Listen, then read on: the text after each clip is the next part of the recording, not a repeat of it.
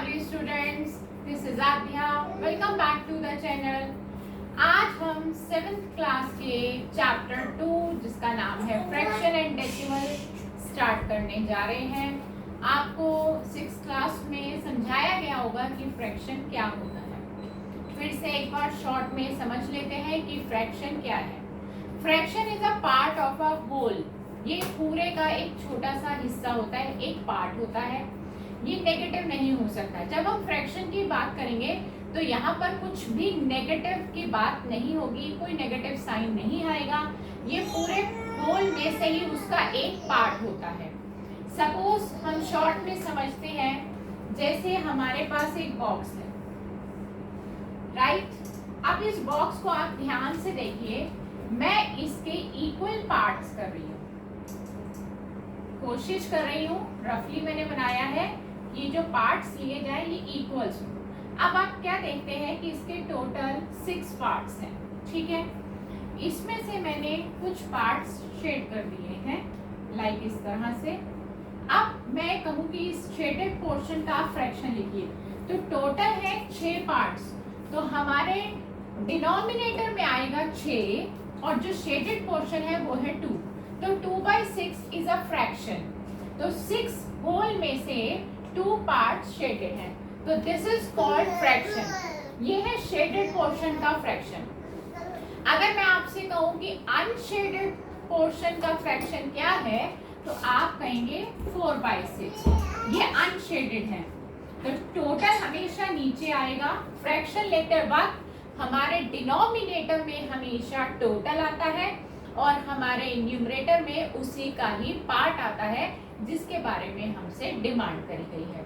तो फ्रैक्शन में एक्चुअली में होल नंबर्स इस्तेमाल होते हैं, p/q की फॉर्म में लिखे जाते हैं, ये नेगेटिव नहीं होते और it is a part of a whole, ये पूरे होल का एक पार्ट होता है।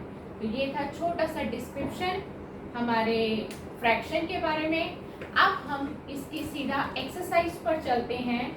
हमारी एक्सरसाइज आ जाती है 2.1, यानी कि आपके new edition syllabus according to 2023 के हिसाब से हम क्वेश्चन और सिलेबस ले रहे हैं और एक्सरसाइज 2.1 करने जा रहे हैं। मेरे पास न्यू एडिशन की ही बुक है और इसमें जो एडिटिंग होनी थी वो हो चुकी है और हम न्यू सिलेबस के अकॉर्डिंग ही ये काम कर रहे हैं।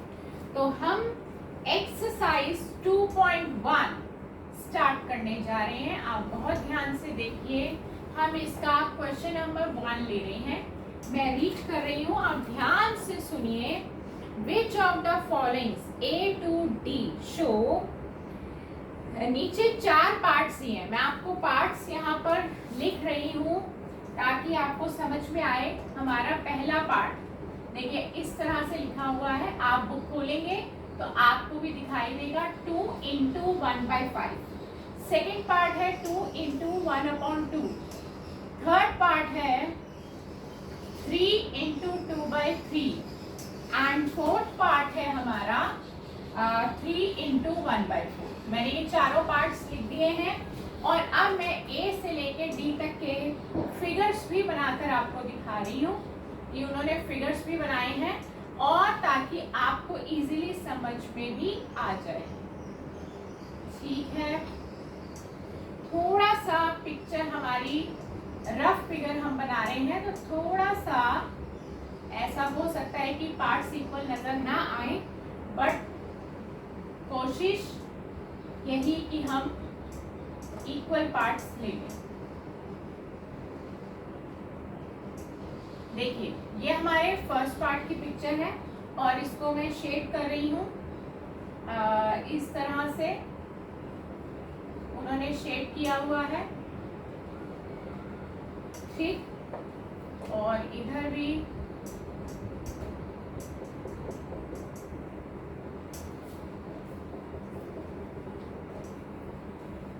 ठीक है। अब बी पार्ट की तरफ चलते हैं। हमारा बी पार्ट, यहाँ पर 2 फिगर्स बनी हुई हैं जो कि मैं ड्रॉ कर रही हूँ। आपको इस क्वेश्चन में करना क्या है वो अभी मैं आपको समझा रही हूँ। और ये वाला पार्ट शेड हुआ है और और इस पार्ट में ये वाला पार्ट शेड हुआ है। ठीक, सी पार्ट की तरफ आते हैं। सी पार्ट में हमारे स्क्वायर्स बने हुए हैं 3, आप बोर्ड पर देख रहे हैं। इस तरह से ये हमारे स्क्वायर्स बने हुए हैं 3, और इनके अंदर भी 4 का डिवीजन हुआ है। देखिए ये 4 डिविजन्स हैं, और इसमें ये वाला पार्ट शेड है। अगर आपके हाथ में बुक है तो आप ध्यान से देखिए कि मैंने वही पार्ट शेड किए हैं जो बुक में शेड हुए हैं, और बहुत ध्यान से समझेंगे। ये इस चैप्टर का पहला क्वेश्चन है। अब इसमें 3 पार्ट, 2 पार्ट्स हैं और आगे से 5 पार्ट्स की डिवीजन हुई है इस तरह से।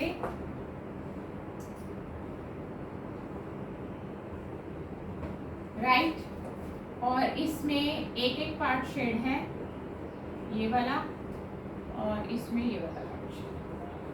देखिए अगर आपके पास बुक है तो आपको सेम हूबहू ये क्वेश्चन नंबर 1 एक्सरसाइज 2.1 का दिखाई देगा। अब आपको देखना ये है कि ये जो 4 फ्रैक्शंस दिए हैं अलग अलग, ये किसकी फिगर के बने हुए हैं। आपको बस ये बताना है ये फ्रैक्शंस किन फिगर्स के हैं, यानी कि आपको मैच करना है।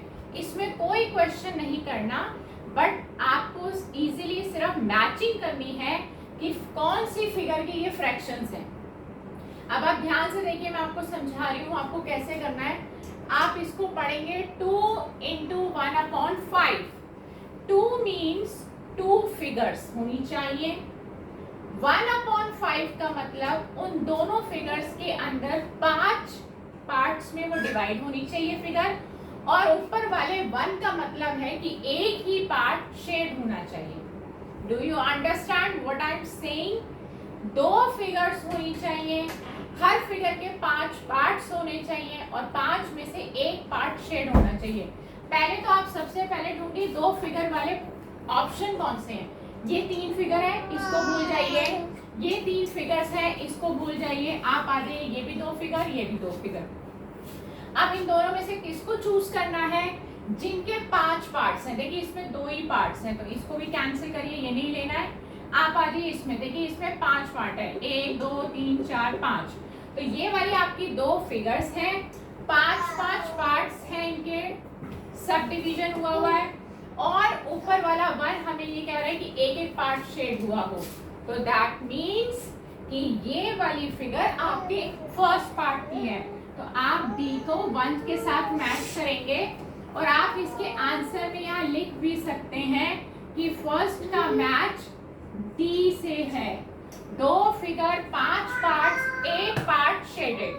चलिए सेकंड पार्ट पर चलते हैं। 2 × 1/2 मीन्स 2 फिगर होनी चाहिए, ठीक है, 2 ही उनके पार्ट्स होने चाहिए अंदर, और एक पार्ट शेड होना चाहिए। देखिए ये है 2 फिगर्स, इनके ही 2 पार्ट्स हैं, एक पार्ट शेडेड है। तो आपका सेकंड पार्ट का मैच बनेगा बी से। तो आप यहाँ पर लिखेंगे सेकंड पार्ट का मैच हो रहा है बी से। ये है आपका सेकंड पार्ट। क्लियर है?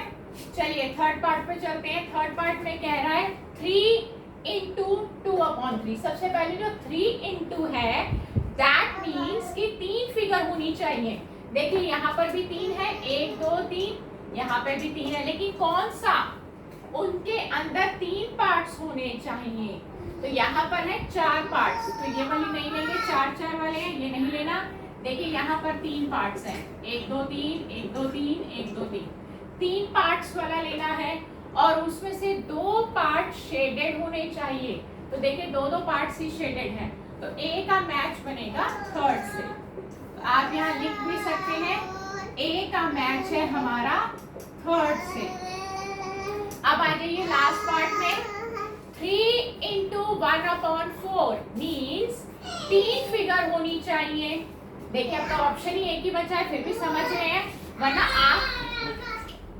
आंख बंद करके आप डायरेक्ट भी लिख सकते हैं कि 4th पार्ट का आंसर हमारा बी सी है। बट हम फिर भी समझते हैं कि 3 इंटू का मतलब 3 फिगर होनी चाहिए। देखिए 3 है, डिनोमिनेटर हमारा 4 है, मीन्स 4 पार्ट्स होने चाहिए। 1 2 3 4, 1 2 3 4, 1 2 3 4। एक एक पार्ट शेडेड होना चाहिए। न्यूमरेटर कहता है only one part is to be shaded, तो ये देखिए एक एक पार्ट ही शेडेड है। तो हमारा सी का मैच 4 पॉइंट से है, तो आप लिख सकते हैं सी इज मैचिंग टू 4 पॉइंट। तो आपको ये फर्स्ट क्वेश्चन आई होप समझ में आ गया है कि ये क्वेश्चन कैसा है, कैसे करना है, कैसे हमें इसको टैकल करना है, कैसे मैचिंग करना है। आगे वाला जो होल नंबर है उसको हमें टोटल नंबर ऑफ फिगर्स मान के चलना है, और जो फ्रैक्शन है उसमें टोटल पार्ट्स नीचे हैं और ऊपर वाला न्यूमरेटर ये शो कर रहा है कि इतने पार्ट शेडेड होने चाहिए। जब हम इस बात को समझ लेंगे तो हमारे लिए मैचिंग करनी इजी हो जाएगी। तो हमने इसी कॉन्सेप्ट को समझते हुए पहला क्वेश्चन कंप्लीट कर लिया है। नेक्स्ट क्वेश्चन में फ्रैक्शन को आगे कंटिन्यू करेंगे।